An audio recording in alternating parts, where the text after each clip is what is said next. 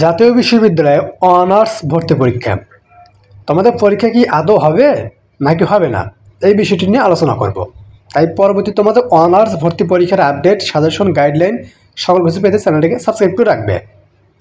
দেখো, জাতীয় বিশ্ববিদ্যালয়ে তোমরা যারা 2024-25 শিক্ষাবর্ষে অনার্স ভর্তি পরীক্ষা দিবে, তোমাদের কিন্তু ভর্তি পরীক্ষা কিন্তু বারবার কিন্তু পিছানো হচ্ছে। ঠিক আছে, তোমাদের প্রথম ছিল 3 তারিখ, তারপরে 24 তারিখ, তারপর তোমাদের 31 তারিখ দেওয়া হয়েছে।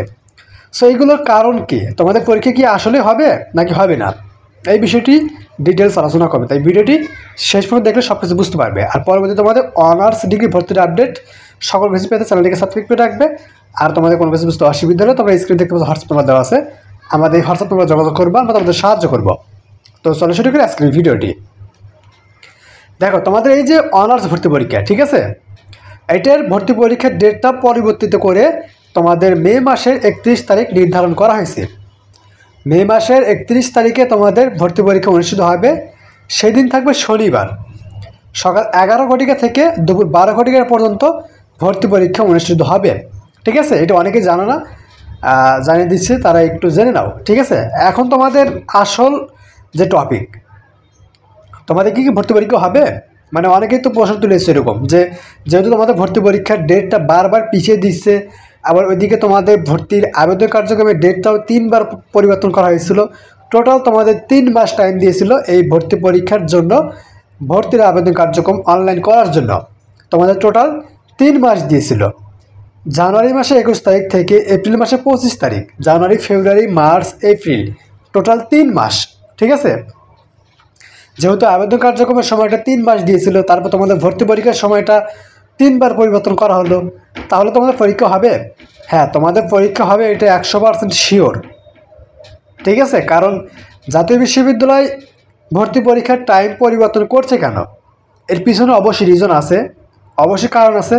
কারণটা হলো, এই যে ভর্তি পরীক্ষার আবেদন কার্যক্রমের সময়টা বারবার বাড়িয়ে দিয়েছিল, যার জন্য যারা পরবর্তীতে আবেদন করেছে, হ্যাঁ, তাদের জন্য কিন্তু জাতীয় বিশ্ববিদ্যালয় কিন্তু তোমাদের যে কেন্দ্র প্ল্যানিং, তারপর তোমাদের সিট প্ল্যানিং, তারপর তোমাদের অ্যাডমিট কার্ড বিতরণ, সকল কিছু কার্যক্রম কিন্তু সম্পন্ন করতে পারেনি, শুধুমাত্র তাদের জন্য।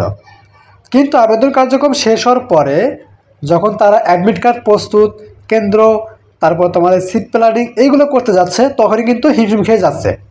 অর্থাৎ সময়টা কিন্তু তারা কিন্তু ম্যানেজমেন্ট করতে পারতেছে না, কভার করতে পারতেছে না। তোমাদের টাইম দিয়েছিল 24 তারিখে ভর্তি পরীক্ষা হবে, হ্যাঁ, 24 তারিখের আগে তারা কিন্তু এই বিষয়টা মেনটেন্স বা ম্যানেজমেন্ট করতে পারতেছে না, যার জন্য তোমাদের পরবর্তীতে টাইমটা আবারও বাড়িয়ে দিয়েছে। পরবর্তীতে টাইমটা বাড়িয়ে দিয়ে কত তারিখ করা হলো? মে মাসের 31 তারিখ, যাতে করে তারা জাতীয় বিশ্ববিদ্যালয় কর্তৃপক্ষ, যাতে করে তোমাদের আবেদন কার্যক্রমের সময়, তারপর তোমাদের অ্যাডমিট কার্ড বিতরণ, তারপর তোমাদের এখানে কেন্দ্র প্ল্যানিং, সকল কিছু একদম সুষ্ঠুভাবে সম্পন্ন করতে পারে। এর জন্য তোমাদের জাতীয় বিশ্ববিদ্যালয় কর্তৃপক্ষ ভর্তি পরীক্ষার ডেটটা পিছিয়ে দিয়েছে। ঠিক আছে, এখানে তোমাদের জাতীয় বিশ্ববিদ্যালয় একদম সম্পূর্ণ আস্থা এবং সম্পূর্ণ আত্মবিশ্বাস তারা রেখেছে যে তোমাদের ভর্তি পরীক্ষা তারা অনুষ্ঠিত করবেই এবং তোমাদের ভর্তি পরীক্ষা নিবে। এর জন্য মূলত জাতীয় বিশ্ববিদ্যালয় ভর্তি পরীক্ষার ডেটটা বারবার পিছিয়ে দিচ্ছে, যাতে করে তারা সব কিছু একদম সুষ্ঠুভাবে সম্পন্ন করতে পারে। ঠিক আছে, সো এটা হলো তোমাদের জাতীয় বিশ্ববিদ্যালয় কর্তৃপক্ষের মেইন কারণ তোমাদের ভর্তি পরীক্ষা পিছিয়ে দেওয়ার পিছনে। তো তোমাদের এখানে ভর্তি পরীক্ষা যেহেতু হবেই, তাহলে অবশ্যই তোমাদের ভর্তি পরীক্ষার জন্য প্রিপারেশন গ্রহণ করতে হবে, অর্থাৎ প্রস্তুতি নিতে হবে ভালোভাবেই। সো তোমরা তোমাদের মতো করে প্রস্তুতি গ্রহণ করতে থাকো, যেভাবে নিচ্ছিলে সেভাবেই নিতে থাকো, তোমাদের ভর্তি পরীক্ষা হবে, এটা গ্যারান্টি। ঠিক আছে, ভর্তি পরীক্ষা মিস যাবে না।